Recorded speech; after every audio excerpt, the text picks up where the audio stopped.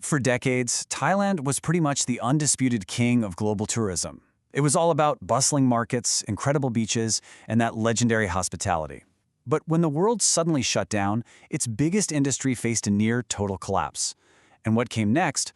Well, it wasn't just a recovery, it was a complete reinvention. So to really wrap our heads around how big this was, we got to start with this number. In 2019, an incredible 39.9 million international tourists visited Thailand.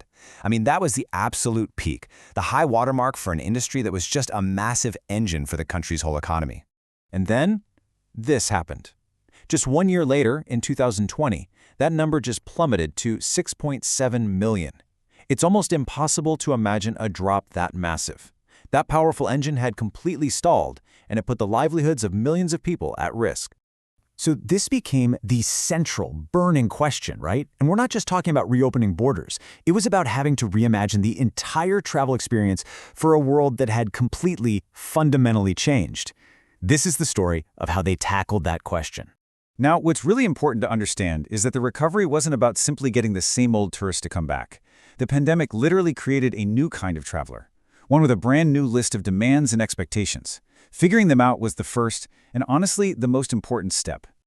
Okay, this right here, this shows you just how massive that shift was. Before the pandemic, people were looking for vibrant hotspots, they wanted crowds, that energy. Now, they're seeking out remote, unvisited places. And where price and convenience used to be king, now it's all about health and safety. The whole idea of a generic mass market trip is out, and authentic, sustainable travel is in. And this really digs into the new mindset. See, it's not just about what you want to do on vacation anymore, it's about what you value. Of course, people are way more concerned about health and sanitation, they want social distancing, and they need flexibility. But check out these last 2 points, a high value on sustainable tourism and a real desire for well-being. These aren't just niche ideas anymore, they're mainstream. Okay, so you've got this new traveler who's all about safety and personal space. How do you cater to them? Well, this is where Thailand's hospitality industry got really smart. They turned to technology. And not as some kind of gimmick, but as a core piece of building trust and creating a new kind of modern, safe experience. And this gave rise to a concept the industry is calling the frictionless journey. It's actually a pretty simple idea, but it's super powerful. It's all about using technology to remove those points of human contact, to streamline everything from check-in to check-out, making the whole experience safer and just, smoother for everybody. This is fast becoming the new gold standard. So let's walk through what this actually looks like. How does it change your hotel stay? Well, it starts before you even walk in the door with mobile check-in. Then your smartphone becomes your room key, so no more physical key cards. Once you're inside, you control the lights, the temperature, the TV, all from your own phone. And if you want room service, don't be surprised if an autonomous robot brings it to your door. Every single step is designed to minimize contact and maximize your sense of control. But, this whole reinvention wasn't just about fancy tech. It was also about completely rethinking the purpose of a trip to Thailand.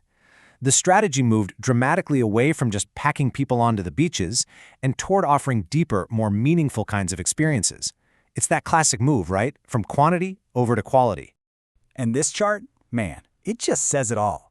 When you ask travelers what they're looking for now, a whopping 35% say nature destinations.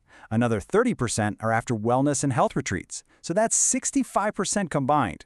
Compare that to just 10% for the classic beach vacation. People are looking to heal, to explore, and to connect, not just to lie on the sand. Yeah, and this quote from the source material just nails the new philosophy. It's about recognizing, hey, we need our economy to bounce back, but tying that revival directly to fixing past problems like overcrowding. So the goal isn't just to rewind the clock. It's to build something way better, something that can actually last. Focusing on quality like this has also opened up some really cool new opportunities. Think about it. With so many people working remotely, Thailand is becoming a hotspot for workations. At the same time, they're leaning hard into gastronomic tourism, using their incredible world-famous cuisine to draw in a whole different kind of traveler. So where does all this go from here? Well, this whole reinvention is still a work in progress. There's a really clear vision for the future, but there are also some pretty significant challenges that still need to be handled. And they're not just sitting back and waiting, they're being really proactive about it. To deal with rising competition from other countries, they're developing totally unique offerings, like medical and wellness tourism. To get ready for any future health crises, they're keeping those strict sanitation protocols in place. And to finally fight that old enemy of over-tourism, they're actively pushing people to check out some of the lesser-known secondary destinations. Okay, this timeline lays out the roadmap pretty clearly. The big recovery really kicked off in 2022. The plan is to get back to those pre-pandemic arrival numbers by 2024. But here's the real long-term goal, 2030. That's when they hope to have a new, truly sustainable model fully established, with millennials, the very travelers who care most about these new priorities, making up half of their entire market.